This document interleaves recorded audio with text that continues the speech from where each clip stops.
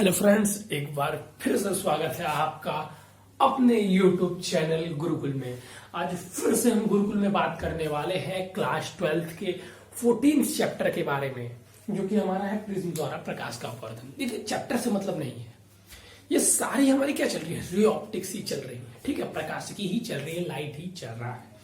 और मैंने आपको चैप्टर स्टार्ट करने से पहले ही ये बात बताई थी अपवर्तन और परावर्तन वाले चैप्टर में कि इस चैप्टर से आपके 15 से 16 नंबर के प्रश्न हर एक साल पूछे जाते हैं। और इस साल प्रश्न पूछे जाने की अधिक और उम्मीद की जा रही है, क्योंकि इस साल जैसा कि आपको पता है ऑप्टिकल क्वेश्चन, इस साल से जो हमारी नई शिक्षा नीति आई है ऑप्टिकल क्वेश्चन ज्यादा आएंगे। खैर, उसकी बात हम दूसरे वीडियो में करेंगे।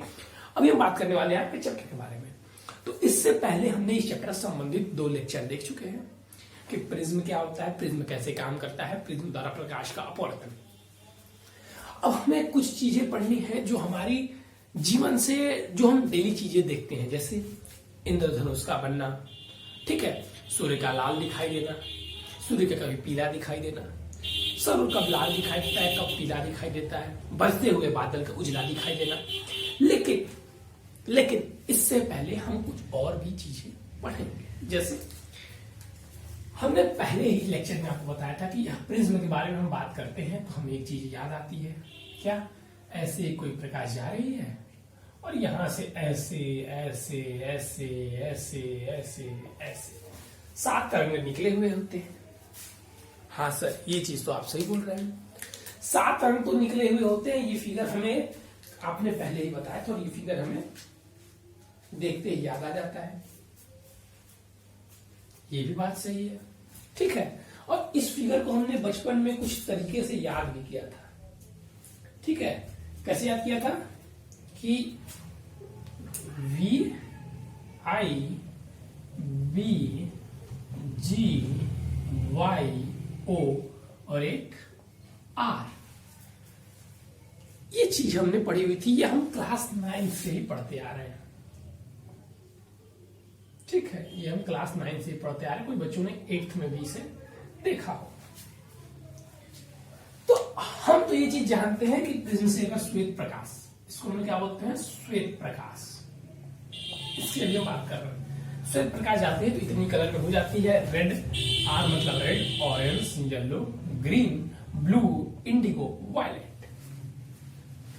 ये चीज हम बचपन से ही पढ़ते आ रहे हैं, लेकिन अब हम इसमें पढ़ेंगे ये होता ही क्यों है। आखिरकार हम प्रिज्म से कोई प्रकाश ले जाते हैं तो ऐसा क्यों होता है, आसमान में इंद्रधनुष क्यों बनता है। ठीक है, आराम से अब मैं बताता हूं ऐसा होता क्यों। पहले तो हम ये समझ लें ये क्या है, इस घटना को हम क्या कहते हैं। तो देखिए, इस घटना को हम वर्ण विक्षेपण कहते हैं। क्या बोलते हैं, वर्ण विक्षेपण या परिक्षेपण। मैं यहां पे लिख भी देता हूं, वर्ण विक्षेपण या परिक्षेपण। ठीक है, अब ये वर्ण विक्षेपण क्या होता है, ये यही है जो हम देख रहे हैं। क्या है, जब किसी प्रिज्म से, इसकी अगर परिभाषा देनी होगी तो हम परिभाषा कैसे देंगे कि जब किसी प्रिज्म से, क्या बोलेंगे, जब किसी प्रिज्म से श्वेत प्रकाश गुजारा जाता है तो प्रकाश प्रिज्म से गुजरने के पश्चात 7 रंगों में विभाजित हो जाता है। इस घटना क्या बोलते हैं, वर्ण विक्षेपण कहते हैं।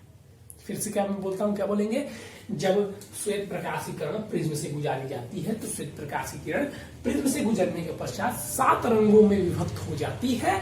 इस घटना को हम लोग वर्ण विक्षेपण या परिक्षेपण कहते हैं। ठीक है सर, ये चीज तो समझ में आ गई। लेकिन आपने अब जो बोला था ये होता क्यों है, वो कैसे बताएंगे आप, कैसे होता है। तो देखिए, हमने यहाँ पर क्या देखा, जैसे आप देखिए यहाँ पे ये क्या है, ये अलग अलग रंग है। ठीक है, इसका अर्थ आप समझ रहे हैं, जो श्वेत प्रकाश या सनलाइट, अर्थात सनलाइट जो सूर्य से आने वाली किरण होती है उसमें ये सारी किरण होती है। ये चीज हमें समझ में आ गई। क्या, जो सूर्य का प्रकाश होता है उनमें सारे रंग होते हैं। जब विभक्त हो जा रहे हैं तो उसमें है तभी ना विभक्त हो जा रहे हैं। तो पहले चीज क्या समझोगे कि सनलाइट में ये सारे कलर होते हैं। अब ये विभक्त क्यों जाते हैं ये चीज मैं आपको बताता हूं। एक चीज ध्यान देना, रेड सिंबल आपने ये देखा है, ये ऐसे वाला, जिसे हम लोग क्या बोलते हैं, तरंगदैर्घ्य।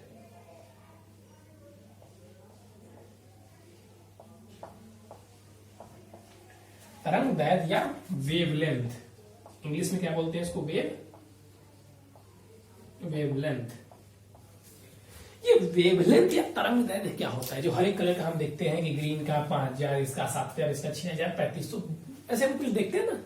हाँ सर देखते तो है। ये हर एक कलर का क्या होता है, अलग अलग होता है। हाँ सर अलग अलग तो होता है। हर एक कलर का क्या होता है, हर एक कलर का तरंगदैर्घ्य अपना अलग अलग होता है। अब इसी विषय में मैं बात करने वाला हूं।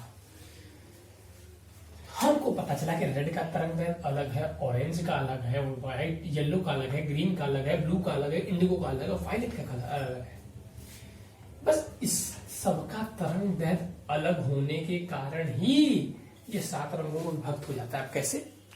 तो ये देखिए, किसी भी माध्यम में या कह सकते हैं प्रिज्म में, आप ऐसे कहिए प्रिज्म में प्रकाश के, या कह सकते हैं प्रिज्म में अलग अलग तरंगदैर्घ्य के प्रकाश की चाल भिन्न भिन्न होती है। क्या होती है?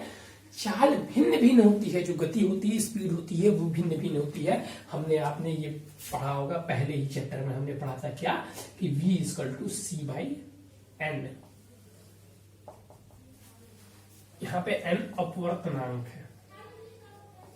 फिर हमने पढ़ा था कि speed c = v × length.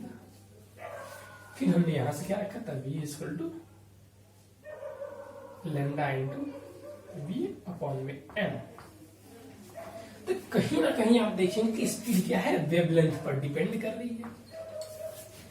Speed क्या है, वेवलेंथ पर डिपेंड कर रही है। हाँ सर, स्पीड वेवलेंथ पर डिपेंड कर रही है। बस यही चीज मैं आपको समझाना चाहता था। जब यहाँ पे आपको पता चला कि ये स्पीड वेवलेंथ पर डिपेंड कर रही है, तो हमने क्या समझा कि भिन्न भिन्न माध्यम में भिन्न भिन्न तरंगदैर्घ्य की चाल भिन्न होती है। तो श्वेत प्रकाश में क्योंकि सारे तरंगदैर्घ्य होते हैं, सारे प्रकाश की किरण होती हैं, सारे रंग होते हैं, जब इन्हें हम प्रिज्म से गुजारते हैं, तो इस प्रिज्म या इस कांच का अपवर्तनांक भिन्न भिन्न कलर के लिए, भिन्न भिन्न रंगों के लिए भिन्न भिन्न हो जाता है। क्या होता है, भिन्न भिन्न रंगों के लिए कांच का अपवर्तनांक क्या होता है, भिन्न भिन्न रंगों के लिए कांच का अपवर्तनांक भिन्न भिन्न हो जाता है, जिसके कारण ही वर्ण विक्षेपण होता है। अब इसे हमें बोलना है तो सर आप इतना कारण बता दिए, कैसा कारण हमें बताइए जो हम पेपर में लिख सके। तो पेपर में हम क्या लिखेंगे, क्योंकि प्रकाश की किरण, यहां हम कह सकते हैं कि भिन्न भिन्न तरंगदैर्घ्य, क्या लिखेंगे, भिन्न भिन्न रंगों के भिन्न भिन्न रंग वाले, भिन्न भिन्न रंगों का तरंगदैर्घ्य भिन्न भिन्न होता है, जिसके कारण उन रंगों का, विभिन्न रंगों का किसी पदार्थ में चाल, प्रकाश की चाल भिन्न भिन्न होती है, जिसके कारण वर्ण विक्षेपण होता है। ठीक है, अब इसको आप एक स्क्रीनशॉट ले लेंगे पहले।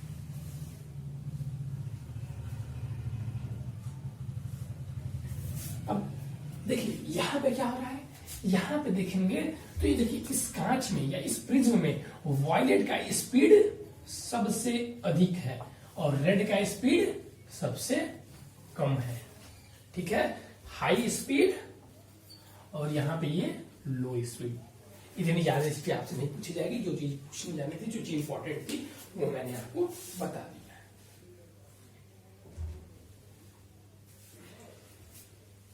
अब देखिए, अब एक वर्ड आता है कोणीय परिक्षेपण। ठीक है, कोणीय परिक्षेपण। अभी तो हमने सिर्फ परिक्षेपण पढ़ा या वर्ण विक्षेपण पढ़ा, अब आएगा हमारा एक नेक्स्ट कोणीय परिक्षेपण। तो कोणीय परिक्षेपण कुछ नहीं होता है कि वर्ण विक्षेपण की अंतिम व प्रारंभिक, वर्ण विक्षेपण की अंतिम व प्रारंभिक रंगों की विचलन कोण के अंतर को ही कोणीय परिक्षेपण कहते हैं। क्या बोलते हैं, फिर से मैं बोल देता हूं कि दो रंगों के निर्गत किरणों के बीच के कोण उन रंगों के लिए कोणीय परिक्षेपण कहलाते हैं। दो रंगों के बीच के लिए उनके कोण उनके कोणीय परिक्षेपण कहलाते हैं। यहाँ पे क्या हो जाएगा, पहला हमारा क्या था, रेड, कोणीय परिक्षेपण को थीटा से दिखाते हैं, और यहाँ पे रेड माइनस क्या हो जाएगा, रेड और वायलेट। अब हमने यहाँ पर थोड़ा सा मैं आपको यहाँ पे इरेज करूंगा ये चीज है, ठीक है। यहाँ पे ये हमने पढ़ा कोणीय प्रक्षेपण इक्वल टू हो गया। हमने क्या पढ़ा था कि विचलन कोण इक्वल टू क्या होता है सर? विचलन कोण इक्वल टू हमने पढ़ा था कि n-1a, ठीक है। ये क्या है? ये अपवर्तन कोण है, इसको अपवर्तक कोण बोलते हैं। फिर यही चीज हम यहाँ पे भी रख देंगे। तो रेड के लिए क्या हो जाएगा? रेड लेमडा हो जाएगा। तो रेड लेमडा में nr-1a माइनस में n ब्लू क्या है, नहीं सॉरी n वायलेट -1, और ये तो सबके लिए एक ही रहेगा। अब अगर हम ब्रैकेट को खोलते हैं तो हमारा थीटा इक्वल टू क्या आ जाएगा? nr-nv, और ये इससे एक कट जाएगा और एक कॉमन बचेगा, ठीक है। तो ये हमारा कोणीय परिक्षेपण का फॉर्मूला है, इसे आप नोट कर लेंगे। ये क्या है? कोणीय परिक्षेपण का फॉर्मूला। कोणीय परिक्षेपण क्या होता है? किन्हीं दो रंगों के क्या होता है? किन्हीं दो रंगों के बीच के अंतर को, कोण के अंतर को कोणीय परिक्षेपण कहते हैं, ठीक है। विचलन कोण के अंतर को कोणीय परिक्षेपण कहते हैं। इसको अब आप लिखेंगे। चलिए अब हम बात करने वाले हैं एक फिर से नेक्स्ट टॉपिक के बारे में, इसको अपने रिलीज कर लेता हूं।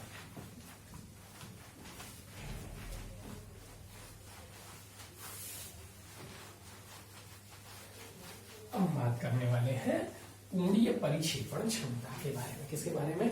कोणीय परिक्षेपण क्षमता के बारे में। कोणीय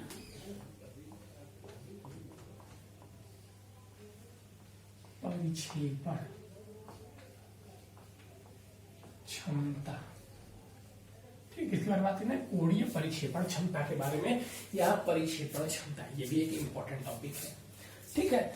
तो किन्हीं, जैसे उसमें लोग क्या बोल रहे थे, किन्हीं दो रंगों के, प्रिज्म से विभक्त होने वाले किन्हीं दो रंगों के बीच के कोण को कोणीय परिक्षेपण कहते हैं। और ये क्षमता आ गया, नहीं सर, परिक्षेपण क्षमता, कोणीय परिक्षेपण नहीं, इसको परिक्षेपण क्षमता बोलते हैं, सॉरी। परिक्षेपण क्षमता क्या होता है?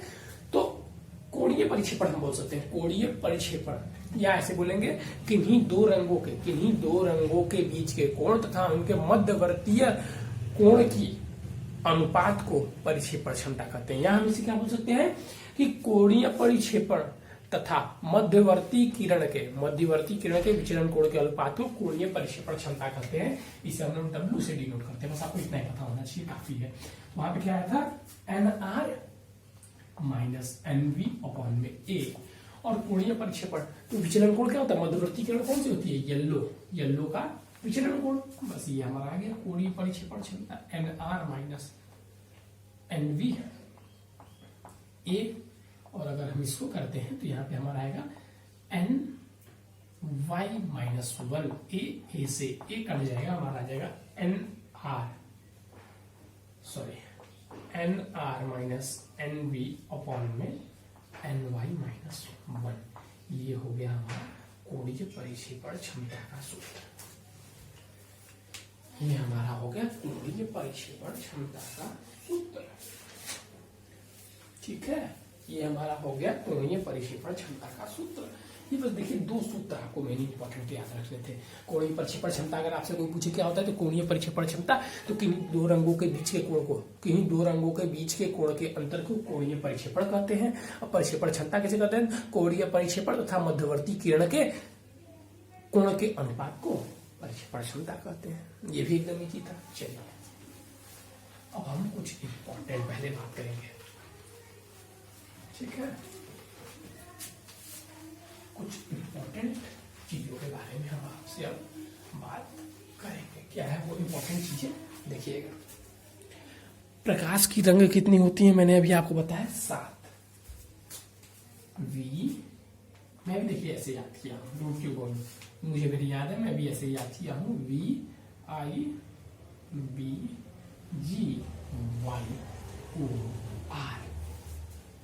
ठीक है।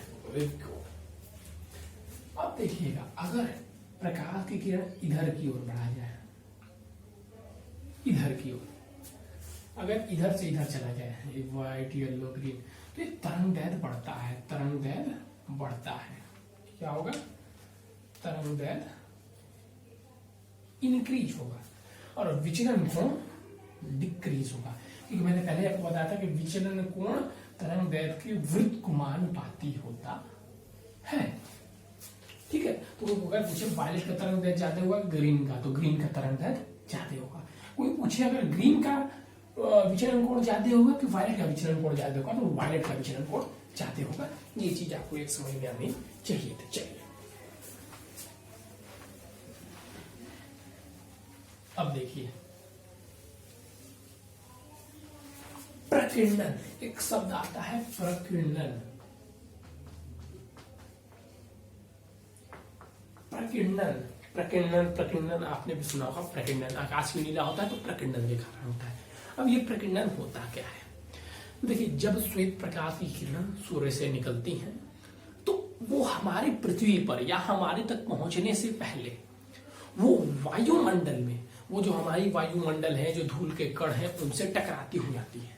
ठीक है, तो श्वेत प्रकाश की किरण जब वायुमंडल में आती है तो प्रकाश की किरण क्या करते हैं, पहले उसे जो वायुमंडल में कण रहते हैं पहले उसे ऑब्जर्व कर लेते हैं, कुछ देर पश्चात उसे पहले अवशोषित करते हैं, फिर उसे विस्कस कर देते हैं, मतलब पहले ऑब्जर्व करते हैं फिर उसे छोड़ देते हैं।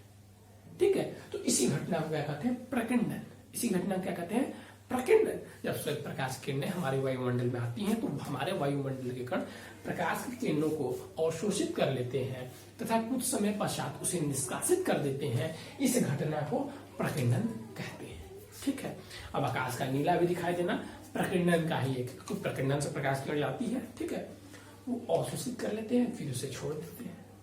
क्या करते हैं, पहले अवशोषित करते हैं फिर उसे छोड़ देते हैं। तो उसमें से कुछ रंग वो एब्जॉर्ब कर लेते हैं, कुछ छोड़ते हैं। तो जो रंग वो एब्जॉर्ब करते हैं उस समय अदर रंग होते हैं और नीला रंग वो क्या करते हैं, छोड़ देते हैं, जिसके कारण आकाश नीला दिखाई देता है। अगर हमसे एक प्रश्न पूछा जाता है कि अगर हमारा वायुमंडल नहीं होता तो हमें आकाश कैसा दिखाई देता, तो इसका आंसर है काला, जैसा कि हमें स्पेस से देखने पर दिखाई देता है। अगर हमसे पूछे कि अगर हमारा वायुमंडल नहीं होता तो हमें प्रकाश की किरण कैसी दिखाई देती, तो काला। तो हमारा आकाश कैसा दिखाई देता, आकाश हमें काला दिखाई देता। चलिए अब देखिए प्रकीर्णन होता कैसे है, होता है प्रकीर्णन के संबंध में एक वैज्ञानिक है रैले, जिन्होंने अपना नियम दिया है, रैले।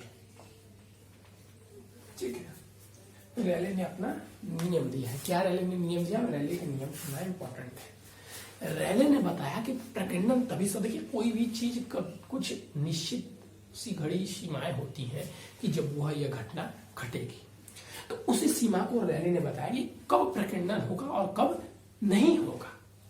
ठीक है, तो रैले ने क्या बताया कि जब प्रकाश की किरण का तरंग दैर्घ्य, क्या, जब प्रकाश की किरण का तरंग दैर्घ्य, उन्होंने बताया कि जब प्रकाश की किरण का तरंग दैर्घ्य जो प्रकीर्णन कण है के बराबर या छोटा होगा तब तो प्रकीर्णन होगा। क्या बोला उन्होंने कि जब प्रकाश की किरण का तरंग दैर्घ्य कण की अपेक्षा छोटा या बराबर हो तो इस परिस्थिति में प्रकीर्णन होगा। लेकिन अगर प्रकाश की किरण का क्या, अगर जब बराबर होंगे तो यदि प्रकाश की किरण का तरंग दैर्घ्य कण की अपेक्षा बड़ा हो तो इस अवस्था में प्रकीर्णन नहीं होगा। क्या नहीं होगा, इस अवस्था में प्रकीर्णन नहीं होगा। और उन्होंने एक और चीज बताई कि प्रकीर्णित प्रकाश की तीव्रता, क्या बताया, प्रकीर्णित प्रकाश की तीव्रता प्रकाश की तरंग दैर्घ्य के चतुर्घात के वृत्तक्रमानुपाती होती है। क्या उन्होंने बताया, जैसे मान लीजिए कि ये कण था, इससे प्रकाश निकल आया, इससे प्रकाश प्रकीर्णित होकर निकल आया, जो प्रकाश प्रकीर्णित होकर निकली है उसका तीव्रता क्या होगी, उसकी तीव्रता क्या होगी, उसके चतुर्घात के, जो पहले प्रकाश आई थी उसके तरंग दैर्घ्य के चतुर्घात के वृत्तक्रमानुपाती होती है। ये रैले सर ने बताया था। ठीक है, तो इनका नियम आपको जरूर होना चाहिए, प्रकाश कब प्रकीर्णित होगा, अब कब नहीं। देखिए ये चैप्टर हो गया हमारा, मेन था इसमें हमारा, क्या जानते हैं, मेन इसमें था वही हमारा पूछा जाता है, सबसे ज्यादा पूछे जाने वाला प्रश्न कौन सा, जो हमने बताया था, प्रिज्म द्वारा प्रकाश के अपवर्तन का सूत्र। अब इसमें 2-3 चीजें पूछी जाती हैं, जैसे सूर्य उदय के समय, प्रकीर्णन के अनुप्रयोग में आप इससे कह सकते हैं कि सूर्यास्त और उदय के समय सूर्य हमें लाल दिखाई देता है, लेकिन मध्यवर्ती समय या दोपहर के समय सूर्य हमें पीला दिखाई देता है। देखिए इसका एक बहुत सिंपल सा कारण है कि जब सूर्य, हम जानते हैं कि हमारी धरती कैसी है, इसके लिए मैं फिर से मार्कर थोड़ा सा यूज करना पड़ेगा। हम जानते हैं कि हमारी धरती कभी साइकिल तो है नहीं, हमारी धरती क्या है, थोड़ी सी इस प्रकार की है,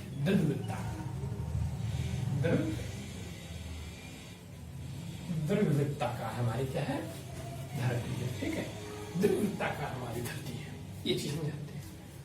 और सन मान लीजिए, ठीक है, हम मान लीजिए यहां से देख रहे हैं, दीर्घवृत्ताकार है, ये वृत्त मत समझिए कि हम लोग यहाँ पे क्यों खड़े हैं, समझ रहे ना, ये चीज आप देखिएगा आप।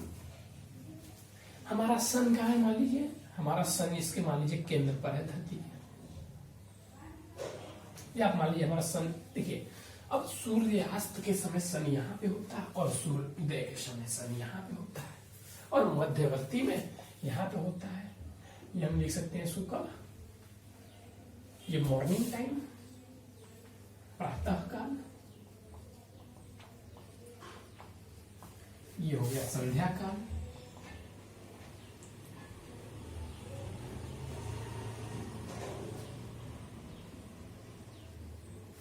और ये हो गया दोपहर का। हम मान लीजिए यहां पे खड़े हैं, तो हमें क्यों ये रेड दिखाई दे रहा है, ये भी रेड दिखाई दे रहा है, लेकिन ये येलो दिखाई दे रहा है, रेड रेड।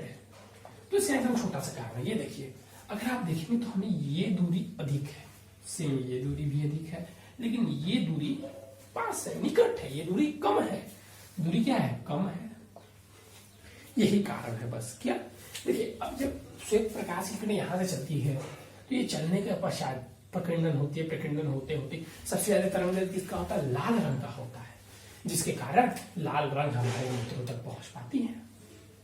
अब यहाँ पे क्या होता है, अब लाल रंग के पहले आप देखेंगे, रेड के पहले आप देखेंगे क्या है, ऑरेंज और येलो है, इसीलिए हमें ये सन क्या होता है, ऑरेंज या येलो रूप में दिखाई देता है। अब उसके पहले तरंग दैर्घ्य कौन सा है, येलो ऑरेंज का है, तो ये थोड़ी सी दूरी पास है, इसलिए हमें ये मिलती है। और क्योंकि ब्लू हुआ या वॉयलेट हुआ, तरंग दैर्घ्य बहुत ही कम होता है, जिसके कारण ये आते आते यहीं पे प्रकीर्णित होकर इधर ही आकाश में ही रह जाते हैं, ये कलर हमारी आंखों तक पहुंच नहीं पाते।